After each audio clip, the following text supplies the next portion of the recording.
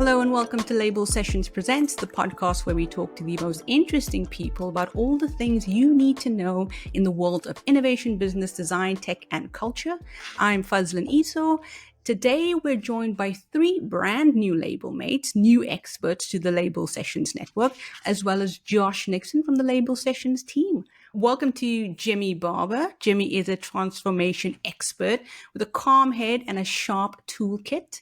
He's best known for stepping into messy, high-pressure situations and getting results. And also, hello and welcome to David Wadler. David is a founder turned angel investor who's done the hard graft of building and exiting a startup and now devotes his time to helping others do it better. And also a big welcome to Janis Jacobs.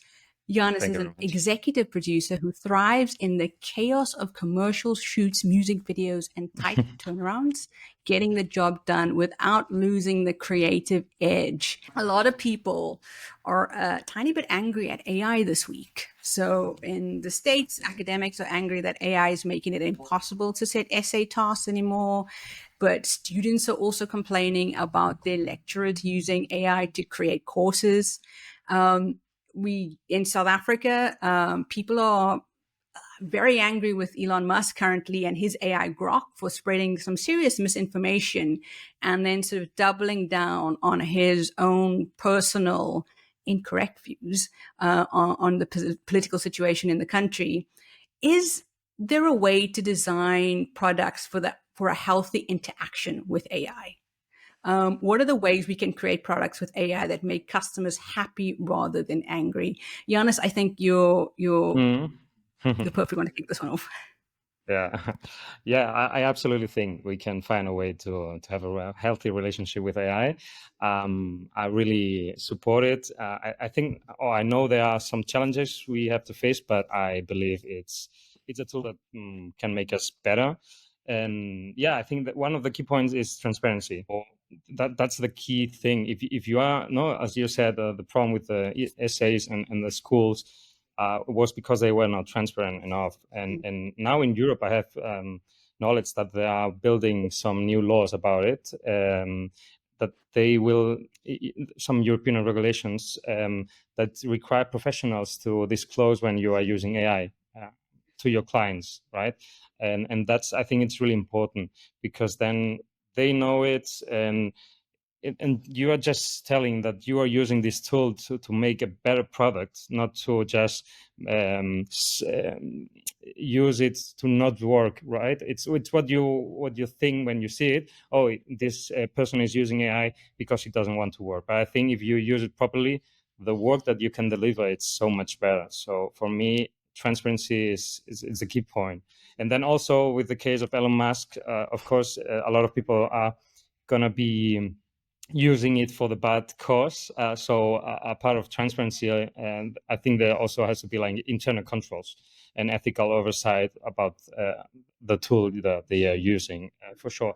I know in the States and China, it's going to be more difficult. They are very liberal in this sense, but in Europe, they're going to be strong regulations about it.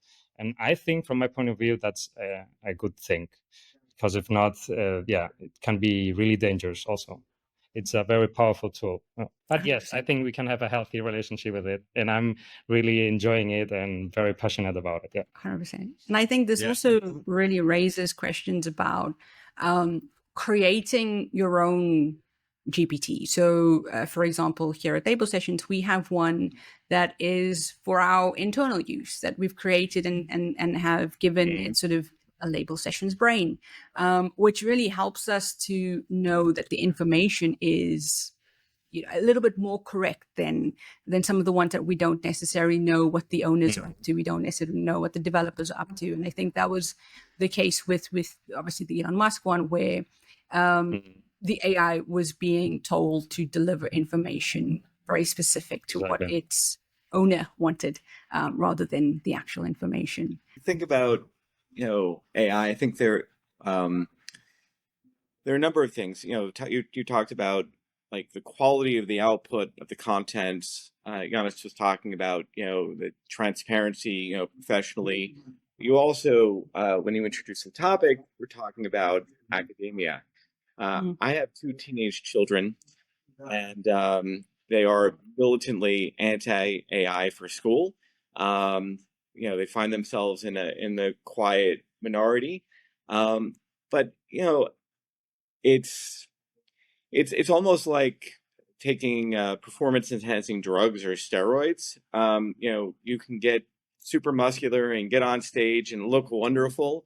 And if really like you're ultimately just outcome oriented, you want to get the top grade or you want to have the biggest muscle, like that may be the best solution for you. But if you're a student and you are having the AI do the work, you're not learning. And if you are taking copious amounts of performance enhancing drugs, you still have to work hard in the gym, but you are doing other terrible things to your body. So there are always costs to all of these things. And I think it's going to be an interesting, couple of decades as we navigate, through what's going to become the new normal. AI is going to be pervasive in our lives. And this sort of, disruption and dislocation is stuff we've seen before, right? Industrialization, the introduction of the automobile. The U.S. doesn't produce anything for a services economy. So we tend to get through these things, but I suspect it's going to be bumpy for a while. 100%. For sure, yeah, I agree on that. I think to your point about how we can use it more effectively, I think one of the things this is like David says, we've seen these changes before many times, but we're on some level we're not learning from our mistakes that we've made in the past. And a good example, you can leverage AI much better if you just listen to your customers and listen to your users. Instead, a lot of organizations have, at times, very technical people designing it from an internal perspective. How do we save money? How do we make things more efficient? As opposed to, what do our customers really need from us? How do they want to interact with us? And listen to that. And if you do that, you can design things that will be popular, will be used, will be useful. At the moment, we're not doing that in a lot of occasions because we're all too busy either looking internally or just plainly jumping on the bandwagon. No CEO is going to get in bother for kicking off an AI project at the moment, are they? So it's a little bit of it's a great solution looking for a problem, as opposed to how do I use it in my organizations to solve the problems, the challenges, the opportunities that I have at the moment. We're going to a default position, and I just love to see the number of the organizations that jumping on the bandwagon. They haven't even got the basics in place in their organization.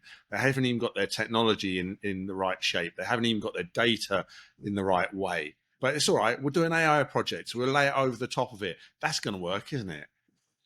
And I think that's one of the challenges that we face at the moment is just, looking at what's our current problems and what are the right solutions, as opposed to let's just jump on a trend. And seeing it really as the tool that it is, rather than the sort of all eggs in one basket type of solution. It's not a solution. It really is just a tool. Mm-hmm. Yeah, and I was just going to say, and to circle it back into the naming thing, I had forgotten Grok was a thing. And can I just say, is that man allergic to good names? Grok actually has a meaning in the computer science world, but most people don't have developments in like software engineering.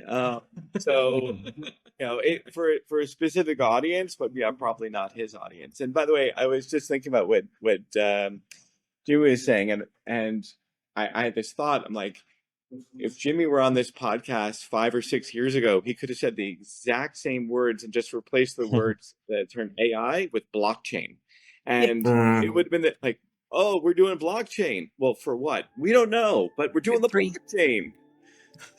Yeah, blockchain, robotics, machine learning, IVRs, CRMs, you name it. It's the same old.